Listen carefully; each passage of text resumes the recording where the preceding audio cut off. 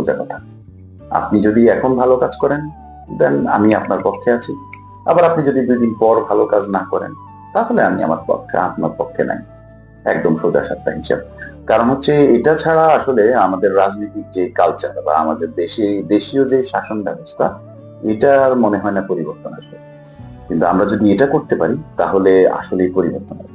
কারণ যেই দলই রাজনীতি করতে আসবে সে চিন্তা করবে, যেই দলই ক্ষমতায় আসতে চাইবে সে চিন্তা করবে যে আমি যদি ভালোভাবে কাজ না করি, তাহলে জনগণ তো আমাকে সাপোর্ট করবে না। জনগণ আমাকে সাপোর্ট করবে না, তাহলে আমি তো আবার নির্বাচনে আসতে পারবো না। কিন্তু আমাদের দেশে বেশিরভাগ ক্ষেত্রে যেটা হয় সেটা হচ্ছে আমরা একেবারে অন্ধভক্তের মতো রাজনীতি করি। যে হ্যাঁ, আমি একটা দল সাপোর্ট করি, সে ভালো করলে ভালো, খারাপ করলেও ভালো। আবার আমি যাকে দেখতে পারি না বা যার সাপোর্ট করি না, সে ভালো করলেও আমি সেটা পজিটিভলি দেখি না, আর খারাপ করলে তো সেটা অবশ্যই খারাপই। এটা থেকে আসলে বেরোয় আসা উচিত। কারণ আমাদের এখন আসলে আগের সেই যুগ নাই।